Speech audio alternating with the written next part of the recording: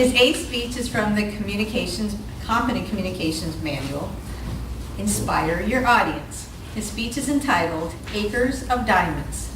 The purpose of the speech is to help everyone in this room be everything they can be. Please help me welcome aspiring confident communicator, Mr. Steve Hyatt.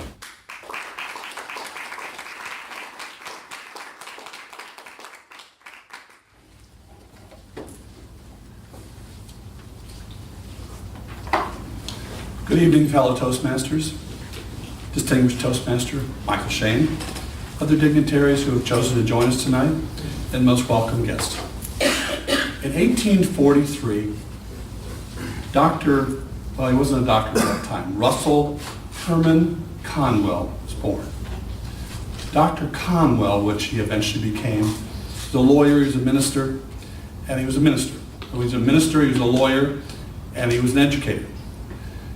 Dr. Conwell was most interested in education, and he got to know a lot of young men in the early part of his life.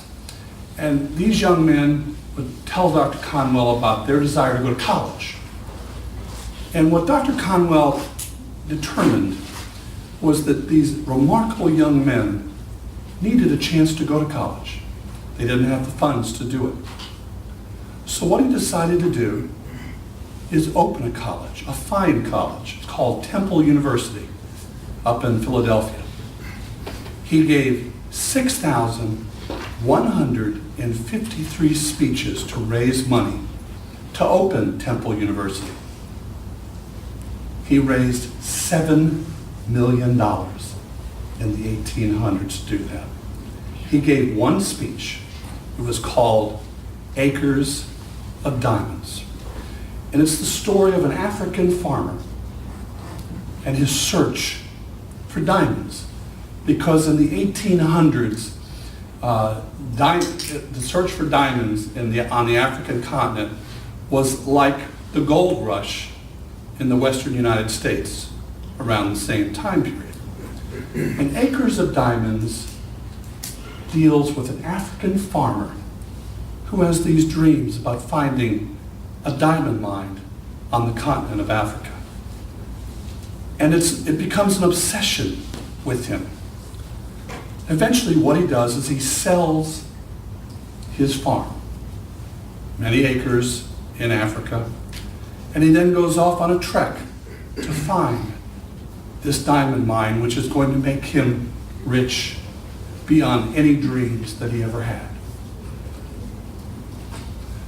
In a bout of despondency, dead broke in a bout of despondency, he throws himself into a river and drowns.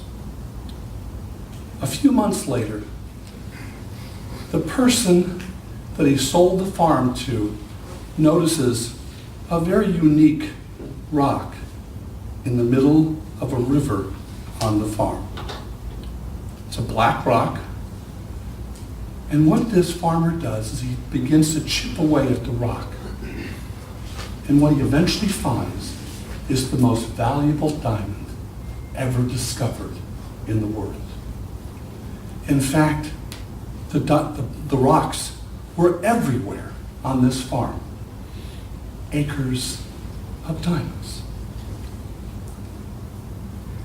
What that story shows is that African farmer was standing in the middle, as I said before, in acres of diamonds. There isn't a person in this room that isn't in the same situation as that African farmer was in the 1800s. You see, we all literally have everything that we could ever want to achieve anything we've ever dreamed of. See, it takes creative imagination to know that diamonds don't always look the way they should look in a pristine condition. That rock, the most valuable diamond ever discovered, was black, and it had to have enormous pressure to discover the valuable stone inside of it. There are many of us that are in jobs today that are frustrating. and we don't feel like we're advancing in our career.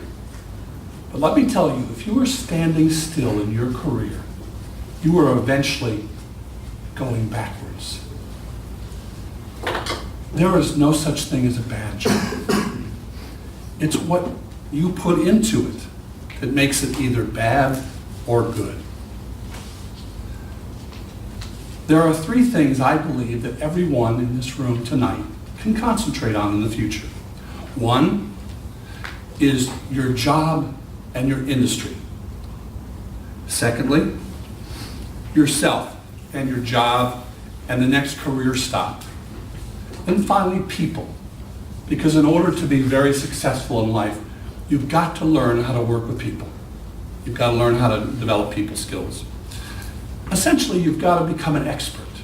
Because there are so few experts in what we do. Think about your job for a second. Think about the people that you work with. And think about the experts in that job. You know they're at the top of the companies that you work for. And become a professional in a world of amateurs. It takes dedication. You see, diamonds, as I mentioned before, are not going to be in their pristine condition. They're always going to be hidden. It's like the first person who took a hairpin and turned it into a paperclip. Or someone who had a dirty water glass and started the paper cup industry. You've got to use your creative imagination on making whatever you do the best you possibly can make it. See, the opportunities that are out there will not be marked opportunity. They will be hidden, and it will be up to you to find them. I believe there's 12 things that you can do. First, explore the work in which you are engaged in. Second, understand that your own pasture is very green and is unlimited. I mentioned before, there are no bad jobs. It's the way you go about it that makes it good or bad. 4, avoid self-limitation. 5, prepare for opportunities now. 6, use your creative imagination to improve your present situation. 7, learn all you can learn about your industry. 8, understand there is no limit to your growth potential. 9, the economy will reward individuals who are unique. 10, build a reference library. And then 11, spend 1 hour a day researching. 12, remember the Acres of Diamonds story. Adam Toastmaster.